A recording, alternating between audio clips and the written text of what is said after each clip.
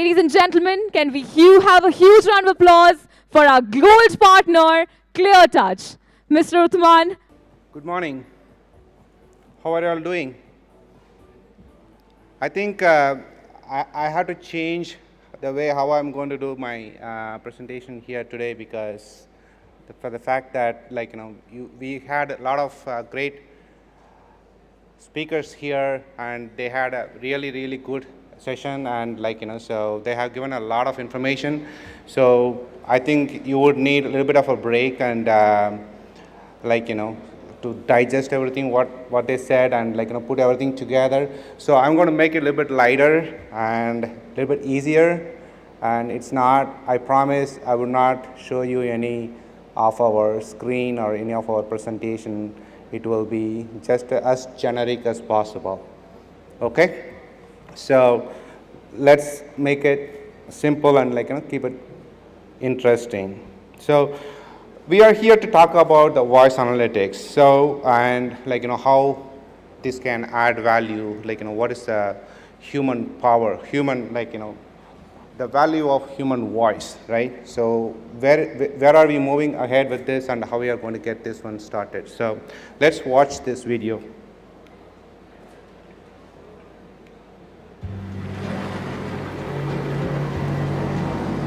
Hey folks, slow down.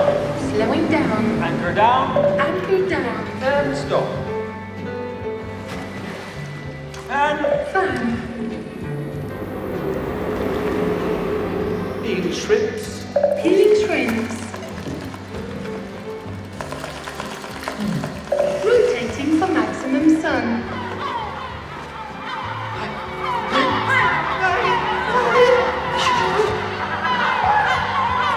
Hey folks, start and... Wrong voice command. Hey folks, start and... Error. Hey folks, start and... Sorry, I don't understand. Fun. Oh, hi Miriam.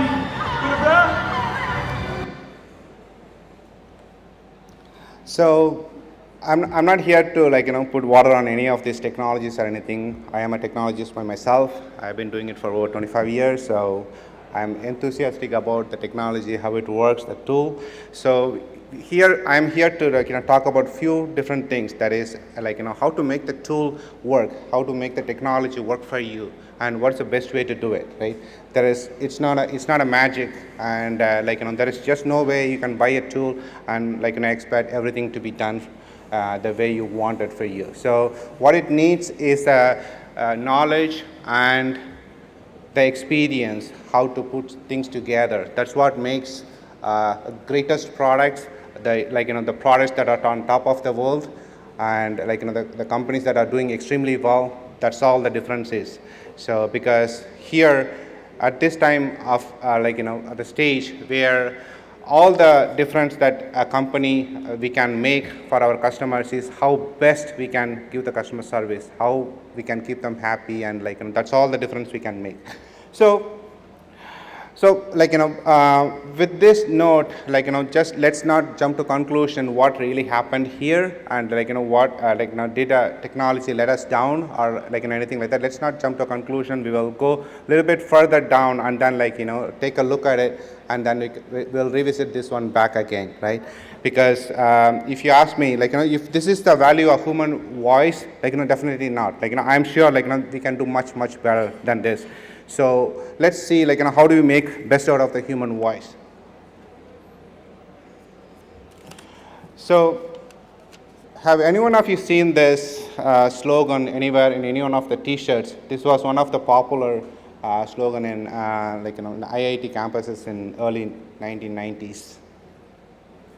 So what it says, I write programs to write programs rather than write programs, right? So in 90s, this was really a puzzle when we were when we were seeing this for first time. Is this even possible? Can we even do this?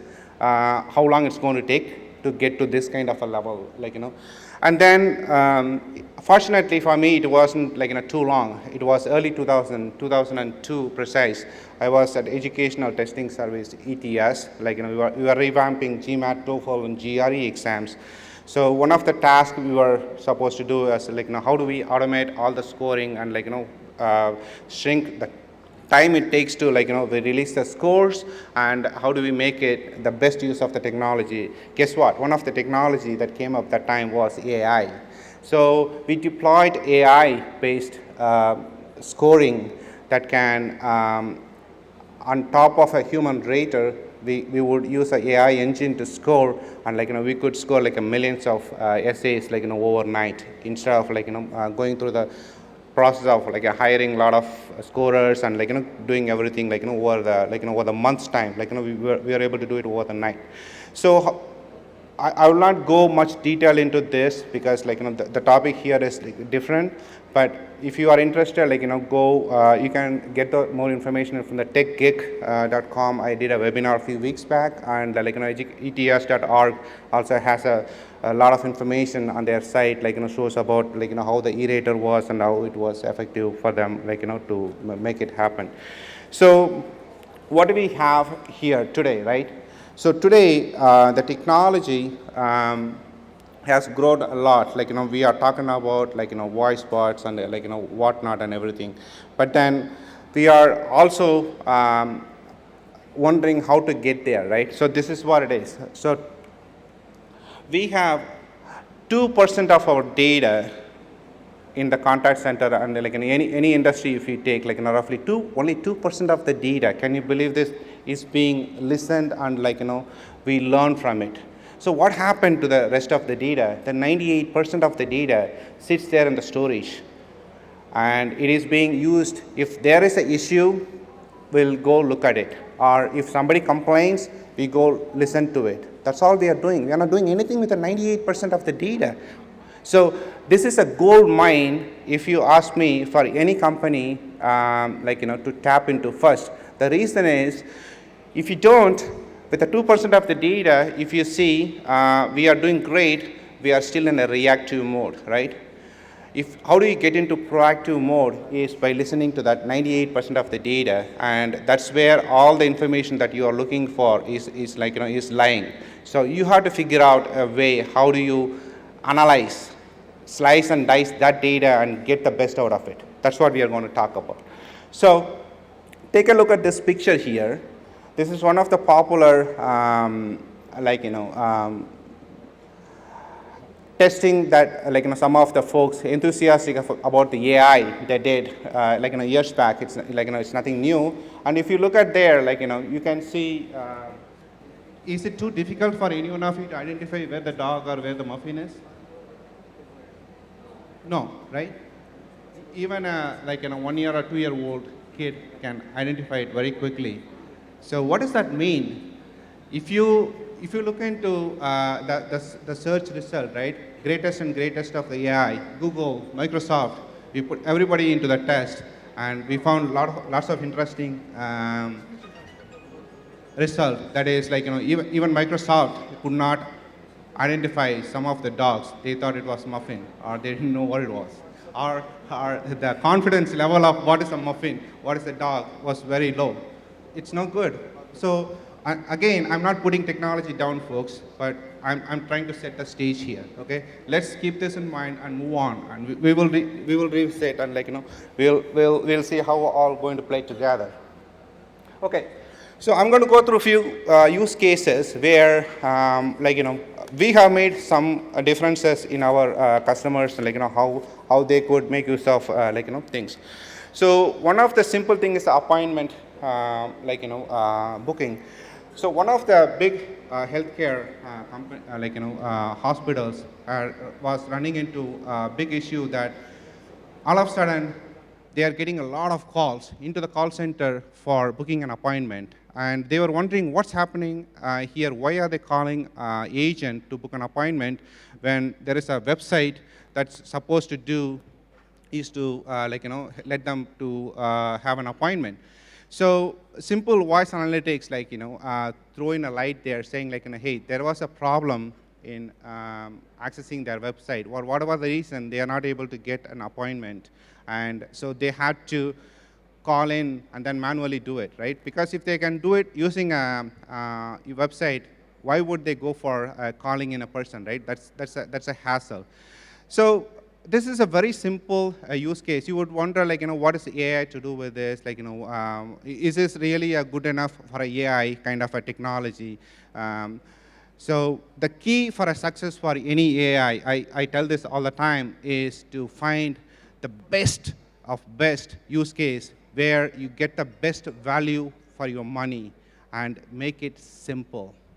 Key is keep it simple. If you cannot define a boundary for your use case, you are going to have a tough time making the AI work. You will see why. So the other use case is the appointment booking and the compliance. So how do you make sure the compliance is there for insurance agents? Insurance industry, it's a big headache, right? So you are in the business of selling insurance, but then you are not supposed to incentivize the person who is on the purchase of insurance. You know that? There is a compliance rule, actual compliance that prohibits that. So how do you make sure your company is not falling into these traps, right? So there you can, again, use your voice analytics and come up with a proper understanding of what's being done and how it's supposed to be done and things like that. And the other use case is a self-service option. Is what we are been seeing many presentation here, the many great products, but the many great products all are supposed to work. All will work the way you wanted only if you have the data to make it enable for you to be able to use them the right way. Okay. My question is, how do you even identify what is the most important use case that is in your company that would make a big difference if you go and throw in this kind of a technology? How do you identify that? Right? You have a problem with appointment fixing, you have a problem with compliance, or you have a problem with customers reaching out to somebody after the sales and happen. It depends on your industry, and you are in the driving seat in identifying that particular problem. That's all I'm trying to highlight. So just throwing in a technology or a tool is not going to cut it. So now let's look at it, why voice analytics, right? So in very simple terms, if you have to understand somebody, what your agent is saying, is it enough if you just look at it, what he is saying? Is that enough? No. So what more you have to look at? How it is being done, how he is saying what he is saying. Meaning, you are asking him, are you happy? If he says yes, it's a different thing. Yeah, but now what happened? Is he happy? How are you going to interpret this data? You need assistance to understand this data. Yeah. There is a pause, there is a filler. What happened? That makes all the difference. So this is exactly why you need to have a voice analytics where it helps you understand what exactly is going on with your customers, with your agents, who is your front end. Agents, unfortunately, all the time being looked at the lower in the chain or whatever, the pyramid you talk about. I always say this, they are the ones supposed to be in the top of the pyramid. They are the one, okay? I would always talk about that. The reason is, it is not easy to be an agent, right? Because they are the one taking the, holding a face for your company, and they are the one having a tough time answering when the customers are in trouble. So it is not an easy job to do. So you need to enable them to do the job right. That's where the voice analytics come into picture. So how do we do a voice analytics and how it works? So we all know voice analytics in general picks up all the data and slices and dices it and structured way of it storing it. And then it can also add some top of it, some of the contextual data. What do I mean? Some profile data for the customers. This guy, he has this much of a bank account and bank balance, and he has this many credit cards, and he owns this house. So what is the profile to do with the voice analytics is that's what makes the voice analytics much more efficient, and is going to give you that much more information to make it interesting, right? Because it is not only good enough to identify the problem or what is going on, with the agent and your customer. You also want to know for whom it is happening, because sometimes some things can happen for somebody, but it can never ever happen for somebody else for whatever the good reasons. So how do you identify that, the contextual data? So sometimes you have to tag some of the scenario where this is really wrong, this is kind of okay, or not okay, things like that. And contextual call playback, for example, so it can help you to understand why my agent answering this question this way. The contextual playback can help. And then there are features acoustic measures, filler, keywords, the phrases, and the negative keywords search and everything. Voice, so all these things are makes the voice analytics the great way of looking at the data and helping us to understand what is there in the 98% of the data and how we can make it. So I will share you one simple my experience that happened to me a few months back. Late last year, I decided to get a new mobile phone, change my mobile phone. So I live in US and I travel to India quite often, almost monthly. So one of the great challenges that I always have is how do I have my phone unlocked? So when I was trying to switch, this particular provider promised me, if you switch to us, 60 days your phone is unlocked, meaning I can use one of my other SIM cards from a provider from India. So I'm good with India and US. So I said, okay, that's fine, 60 days I can live with, and then I'll take that. But then after 60 days, it's not happened. So now I called them, and then I found out that the other agent is saying, no, sir, that is not true. It will happen after 60 days, you pay off your phone. What do you mean, pay off my phone? I wanted to pay off, but then you said you don't have to pay off because you put me in a plan that that goes for 2.5 years, and then now you are saying I have to pay. I'm ready to pay. Can I pay? No, sir, you cannot pay because you have to wait for 2.5 years. So it makes no sense, right?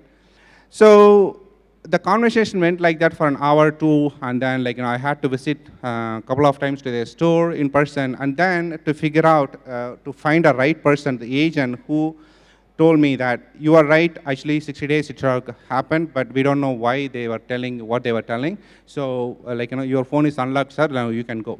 Why I'm bringing that up is if there was voice analytics deployed in this particular case, this is a very big mobile cell phone provider, telco provider in US. I'm sure they should have listened to some of this conversation happening between me and the agent, and some of the frustration and some of the things. They should have found out what happened. They should have reached out to me saying, hey, sorry about what happened, this should not have happened, we are sorry. And they should have trained that agent, saying, okay, this is not how you do it, this is actually, we are unlocking their phone after 60 days. It doesn't matter they pay it or not, that comes next. So this is exactly where voice analytics could help, right? I'm just trying to make it much more generic for you to be able to relate where the voice analytics and how you can use this piece of software, how to get it done. So now let's look at so customer satisfaction. Okay, so the survey. How many of you are doing a survey in a old way? Right? Have you experienced this? You go to an airline or a hotel, you would get a survey sometimes, and then it says, how did the front end desk treat you? How was your experience at check-in? How was your experience at dining? How was your experience with a customer overall? I mean, honestly, do we have that much time to answer 10, 15 different questions? But then on top of it, I think, like, I want to say or, like, note some other thing that is not there in that, like, one of the questionnaire. So this is, like, not really serving a purpose of, like, doing the customer survey. This is, like, really not going in the right way. So what we suggest is, like, do it using the voice. All you have to ask is one question. Please tell us about our service. Let him talk about the check-in. Let him talk about what he had at dinner, like, what was the menu item, how many items were there, not there, and items were good or not, like, the person was there, was good or not, or the table was clean or not, like, how was the restroom. Let him say whatever he wants to. And why are you limiting your customer experience would be only good, better, best? Why are you limiting there? There is no need to. Because your customer could have wanted to tell you something that, sir, your food was much better than the one I had elsewhere. Like, they could be your competitor. What's wrong in learning that information? Is it not the good information to have? Is that not going to help you with, like, improving your, or knowing where you are with the competition? So why are you limiting, like, saying, okay, I would do only this, good, better, best? No, that is not the way how to do it. This is the way to do it. So if you do the customer service survey with this way, you not only learn what they feel, how they feel. That is most important, because today I tell you once again, all the difference a company can make is how happy you are keeping your customers, nothing else. There is absolutely very, very slim difference between a product A to product B to product C. The features wise, the price wise, or whatever the thing you want to slice and dice, it is not there.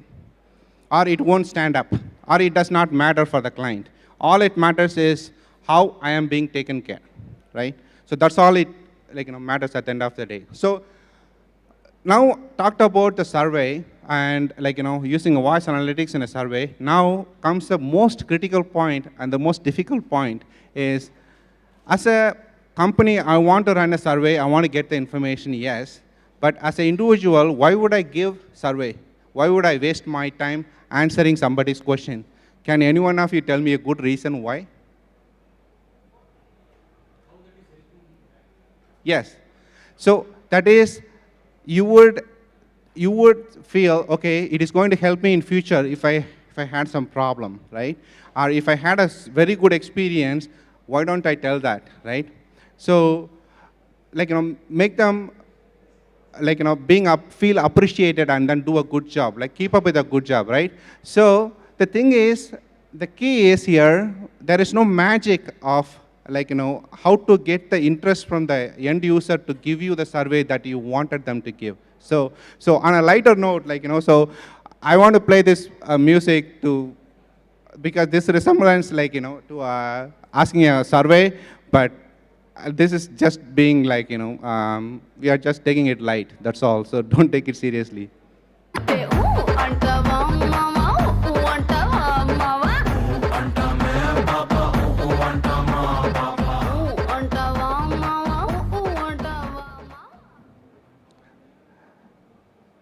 So this is how you should ask survey folks. So how many of them would have said ooh or ooh? So you decide, right?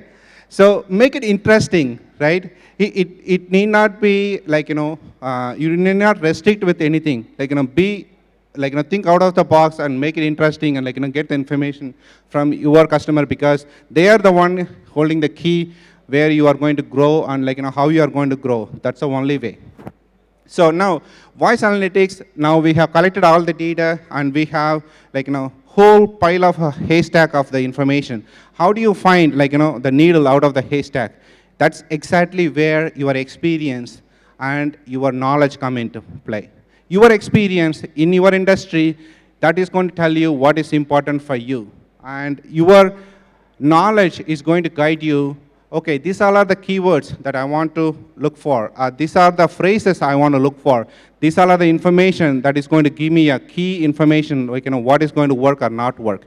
That is exactly, like, what you have to do, because that will essentially, like, make your, like, the information you are going to look for is going to guide you exactly, like, what is that, what improvement we can do going forward, or we can cut back on something, we can increase on something, like things like that. Okay. So with that, here is a summary of what are the information what just we discussed, the top reasons why, or how you can get the help from the voice analytics, and how the information can be put together, right? So this is just a overview, a little overview of how, what we are doing. But then if you go back now, so let's walk back.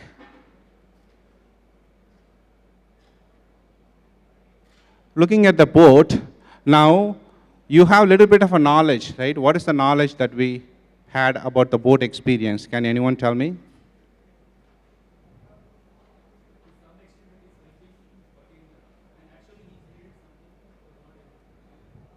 Yeah, so do you think it is a fault of the technology or the tool what they used?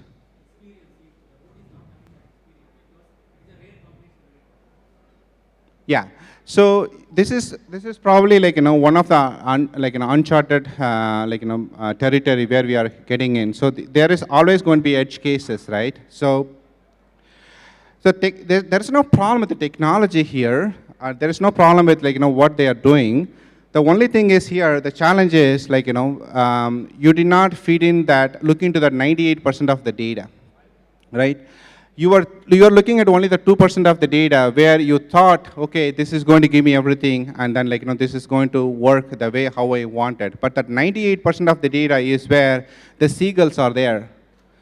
When I say seagulls, these all are the distractions, or these all are the tiny bit of information that are there for each industry. They are very different. That is one example what we have shown here. It is in your industry, you know, based on your experience, what are those distractions? How do you identify them? How do you weed out those? Or if they are there, how are you going to be able to take care of them? That is exactly what you have to think. If you would have thought that through, maybe you could have come up with a simple solution here, put in when you are going into eat mode, maybe it would have already deployed an umbrella or something that's hiding the food from the seagulls. It is as simple as that, right? So that's all you have to do. So this is exactly why I'm saying a tool is not going to do everything, but tool will do everything if you do it right.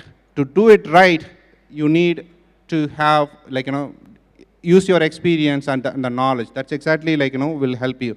And the same thing here, if you'd have thought this 98%, so it would have helped you to understand better if you'd have fed in that information here, there are much more muffins, right? Not one or two, maybe thousands of muffins. Let's feed in that information to the AI, so it doesn't get confused between this and that, right? If you have that more and more information, that is how the power is going to come for the AI, right? That's exactly what we learned 20 years back in ETS, when we rolled out the e-rater. So more and more information, we have 2 raters to score each response for 1, 2, 3, 4, 5, 6, right? We collected information, the response, not only from one part of the world, all around the globe, to make sure we are representing the responses from all around the globe. Very important. Why I'm saying, you have to collect the responses from all around the globe. What if you don't? Do you know? Any one of you can answer me that question, you will get a prize.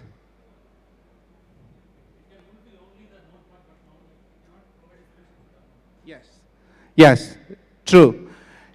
Yes, Diva, please. So what the gentleman is saying is, if you do not collect the information from everybody, what will happen is the AI will think only the person who is answering, right, who has answered, that is the right answer. If anybody else takes that question, answers it, it is going to think it is not right, and it is going to give some other score for that thing. So this is what we call it as ethical. You have to be ethical. It's not a human being. It cannot think for itself. It will think only what we want him to think. So that's the only reason why I do not worry anybody when they are talking about AI is going to take over this world. It will never, ever, ever happen. Never. It just cannot happen. Because it is going to do what we are telling them to do. If you are telling them to do all the wrong things, it can do wrong things, but to take over, like, us and, like, do, like, overpower a human being, that's just not going to happen. So with that, like, I'll conclude my speech here. So folks, we are, like, here to help and answer all of your questions. If you have the voice analytics or any other technology that you would be using, like, because we are very well experienced in all of them, and we are here to help. I will be happy to help. Thank you.